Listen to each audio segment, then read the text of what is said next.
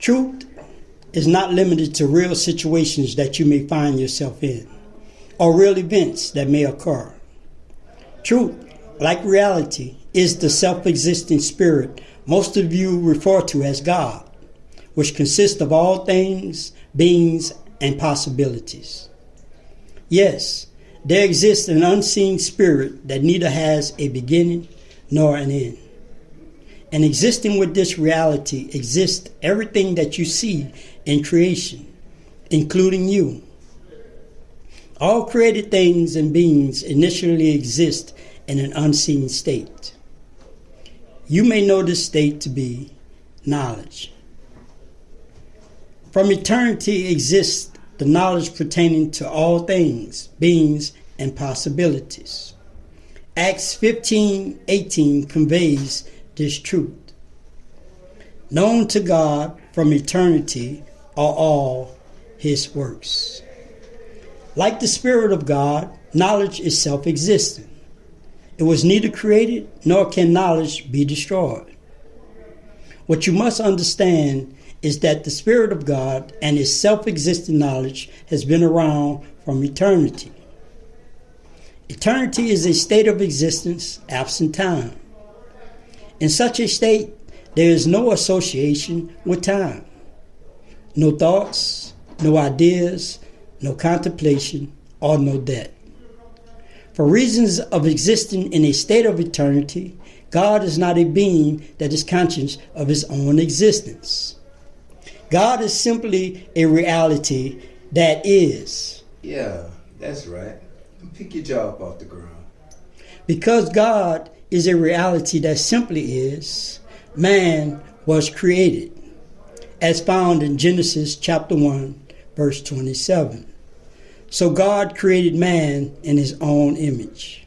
In the image of God, he created them. Through man, the Spirit of God is able to realize its own existence. Hence the meaning of John chapter 8, verse 58. And Jesus said to them, most assuredly, I say unto you, before Abraham was, I am. In order for the self-existing spirit, being truth, to become cognizant of itself, there must be a witness.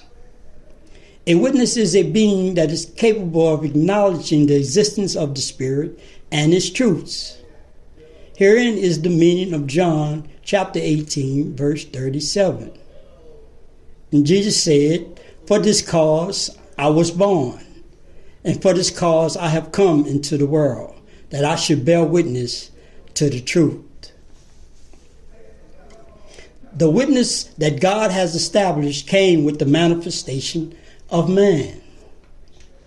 Man is the ideal creation to enable the self-existing spirit to become conscious of itself by man's acknowledgement of the truth.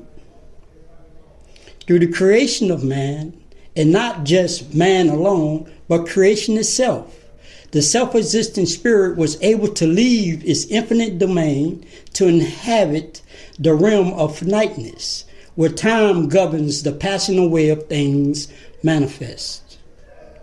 In essence, creation is nothing more than a manifestation of knowledge, being truth, which exists with the Spirit of God from eternity.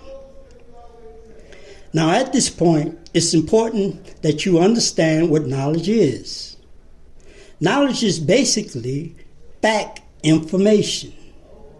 Notice that I just didn't say information, but I said fact information, meaning that the information must be so. It must be facts.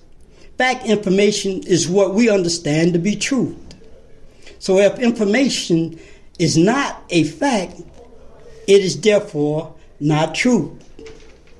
And if the information is not true or a fact, it is not knowledge. Do you follow me?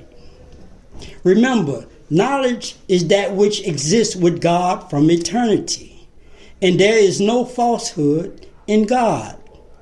So knowledge is fact information, even that which you understand to be truth. So the question is, How is knowledge the essential state of all things? Let's take water for an example. In order for water to be manifest, two hydrogen atoms must join with an oxygen atom. This particular formula preceded the actual joining of the atoms that produces water. In this instance, the formula is the instructions and or the knowledge of how water is to be manifest. When the instructions are followed by and through the workings of an self-existent intelligence, being also a feminine component of God, water is produced. Because liquid water is not the essential state of this element, at some point it will lose its form and dissipates. When this occurs, water in its essential state, being in the state of knowledge, will continue to exist.